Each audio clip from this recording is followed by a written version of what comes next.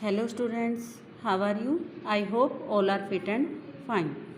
Dear student, today we will do our chapter democracy. Today we are doing this topic expansion of democracy. Okay, means expansion means कि democracy का जो फैलाव था वो कहाँ तक था, कैसे स्टार्टिंग हुई, डेमोक्रेसी कहाँ से स्टार्ट हुई और नाउ दिस डेज इन दिनों में ये क्या कर रही है. Okay, through the spread of democracy has a long history. It can be broadly divided into the following faces. तो इसके बॉर्डेड शेप को देखते हुए मीन्स इसके फैलाव को देखते हुए डेमोक्रेसी को 3 फेजेस में डिवाइड किया गया है. ओके, फर्स्ट फेज़ का नाम दिया है the earlier phase. The story of the democracy began at least 2 countries ago in 1789 after the French Revolution. Though this popular uprising did not establish a secure and stable democracy in France, but it comprised many struggles for democracy all over Europe. Around the same time as the French Revolution, the British colony in North America declared themselves independent in 1776. In the next few years, these colonies come together to form the United States of America. They adopted a democratic constitution 1787. USA remained a partial democratic country till 1965 as the right to vote was limited to very few people. Okay, it means जो earlier phase था democracy का, जो शुरुआती दौर था, ठीक है. Democracy जब स्टार्ट हुई है, यहाँ पर अलग अलग कंट्री की स्टोरी बताई है जिसमें आपको पता लगेगा कि वहाँ पर डेमोक्रेसी किस तरह से इस्टेब्लिश हुई, किस तरह से डेमोक्रेसी की शुरुआत हुई. तो यहाँ पर क्या है, फ्रांस का और अमेरिका का एग्जाम्पल दिया है. ठीक है, फ्रांस में जब जो डेमोक्रेसी की शुरुआत है वो कब हुई थी, यूरोप में. तो यूरोप में फ्रांस कंट्री हैं, यूरोप कॉन्टिनेंट है और फ्रांस वहाँ की एक कंट्री है एज यू नो. 1789 में फ्रेंच रेवोल्यूशन है ये. You will do underline it also as well as. Okay, 1789 के बाद जो फ्रेंच रेवोल्यूशन है उसके बाद क्या हुई थी, जो डेमोक्रेसी है वो पॉपुलर हो गई थी. फ्रांस ने क्या है, फ्रांस से इंस्पायर्ड हुआ इससे और अपनी कंट्री में डेमोक्रेसी को स्टैब्लिश करने की सोची और साथ में इन्होंने वहाँ पर कॉन्स्टिट्यूशन भी बनाया. इसके साथ ही सिमिलरली कहाँ पर अमेरिका की बात करते हैं. अनदर कंट्री क्या है, नॉर्दर्न अमेरिका है.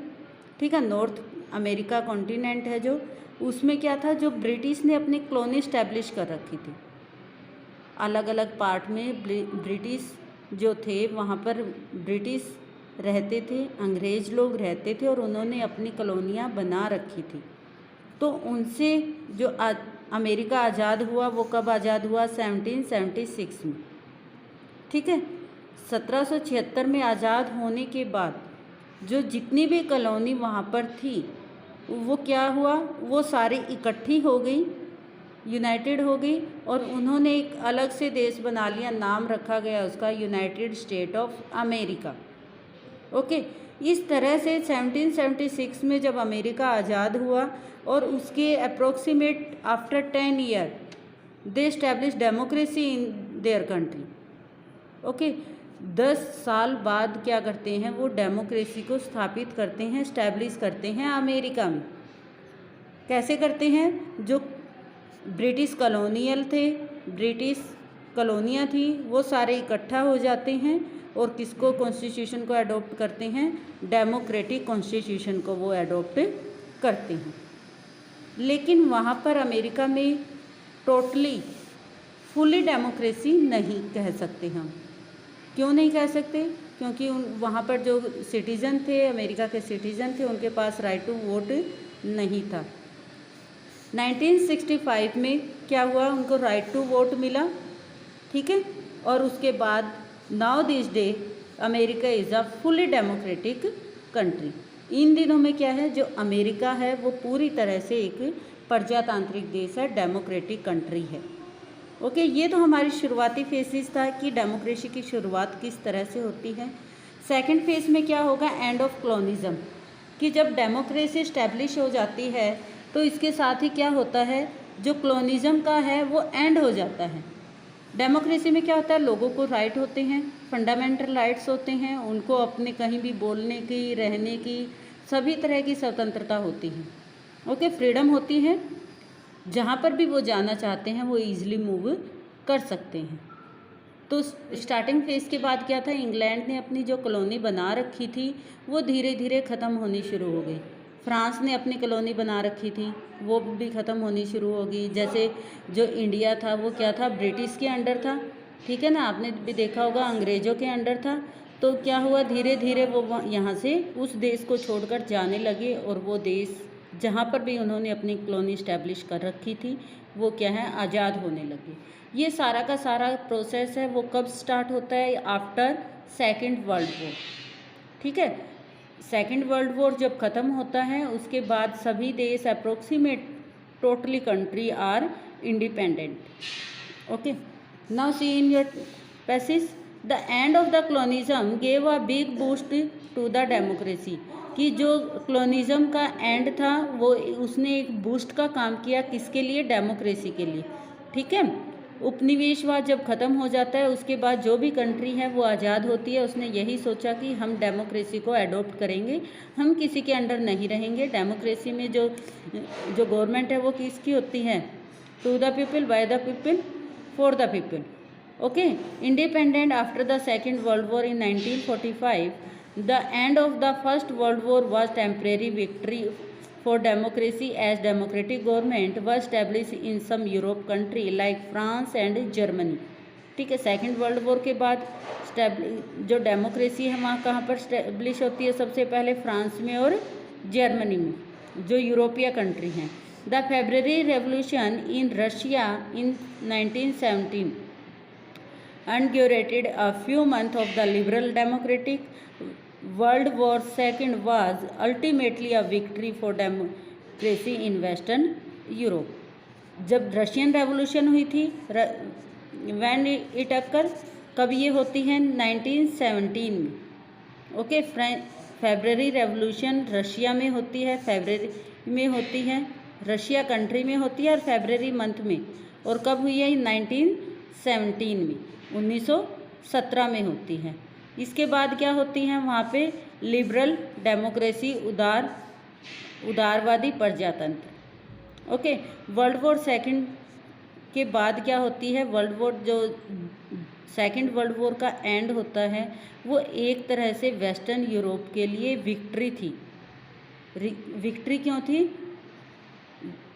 क्योंकि वहाँ पर वेस्टर्न यूरोप की कंट्री में डेमोक्रेसी स्टैब्लिश हो गई थी।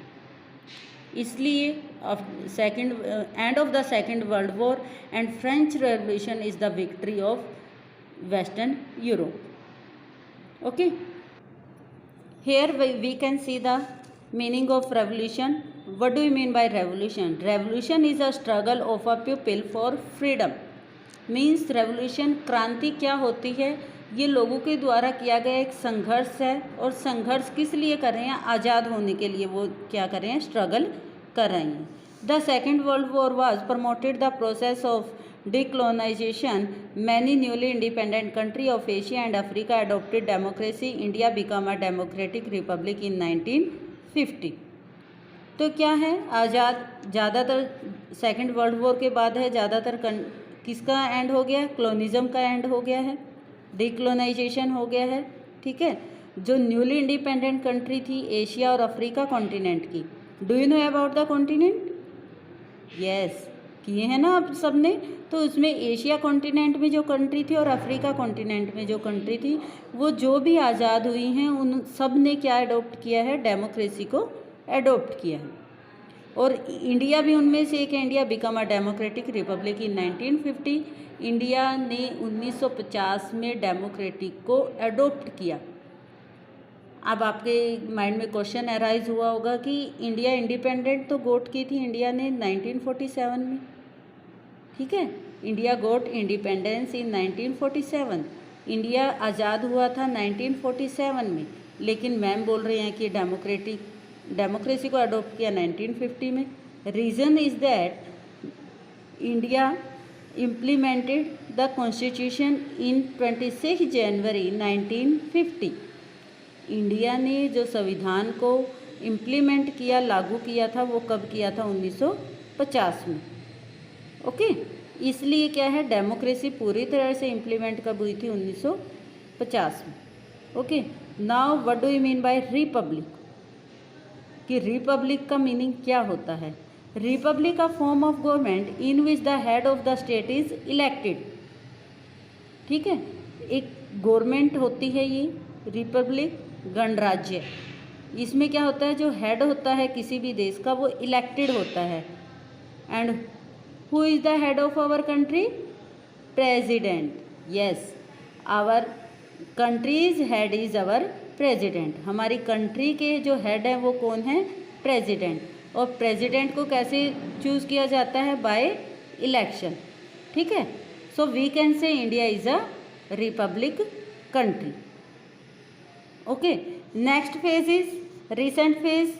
In this phase we discuss about now these days what happened in the around the world, कि इन दिनों यानी कि पिछले 10-20 साल पहले कि वर्ल्ड में क्या कुछ हैपन हो रहा है, इसके बारे में हम इसमें रीड करेंगे।